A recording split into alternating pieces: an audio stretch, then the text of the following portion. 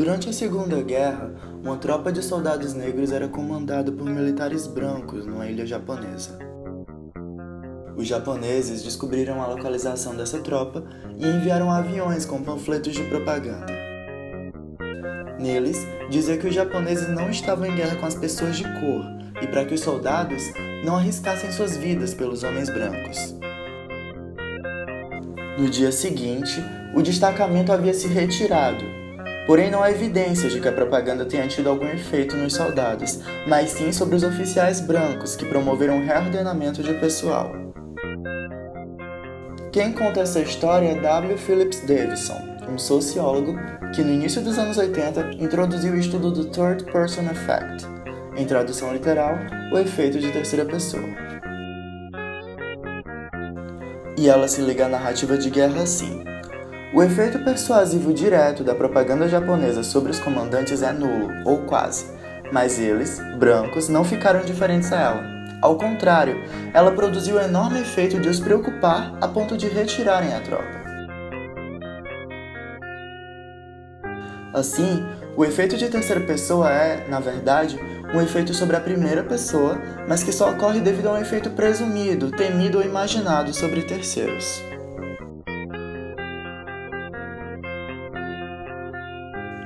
Diferente da maioria das teorias sobre os efeitos da comunicação, a hipótese sobre o ATP não procura determinar os efeitos da comunicação sobre o que as pessoas pensam, mas o que as pessoas pensam sobre os efeitos da comunicação, e como isso pode acabar afetando a sua atitude diante de determinados conteúdos.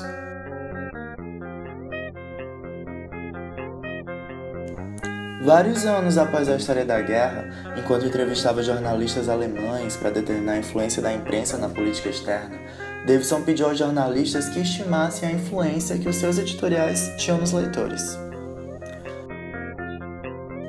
Davison escreveu que uma resposta comum era que os editoriais têm pouco efeito em pessoas como você e eu, mas que o leitor comum provavelmente seja influenciado bastante. Como se pode imaginar, o efeito ultrapassa as páginas de jornais. Em 2015, Antonopoulos, em um estudo, empregou o termo Web Third Person Effect, que é quando o ETP é verificado em redes sociais, sites da mídia, blogs e sites em geral. Um exemplo disso é quando a tia Sally encaminha uma fake news no zap da família e rola o medo de que seus pais, tios e avós levem aquilo a sério.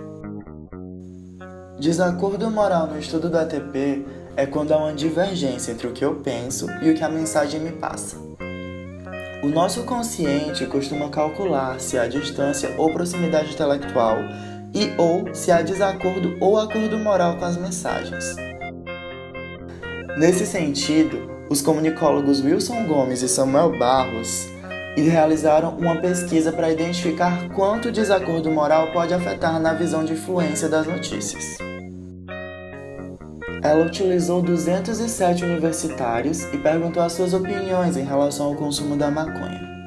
Em seguida, divididos em dois grupos, um leu uma matéria contrária ao consumo e o outro grupo leu uma notícia favorável. Ao final, foi perguntada a estimativa da influência dessas matérias sobre eles mesmos e os outros. A pesquisa chegou a duas confirmações importantes. Primeiro, quando os participantes possuíam uma distância moral em relação à opinião da matéria, a afirmação de que ela influenciaria mais a eles e aos outros foi maior. E segundo, foi maior a afirmação da influência sobre os outros quando os entrevistados tinham posicionamento anti-consumo e leram a matéria a favor do consumo da maconha. Assim, de acordo com o estudo, a distância moral entre opinião pessoal e posicionamento da matéria tem poder de influência na estimativa dos efeitos sobre os outros.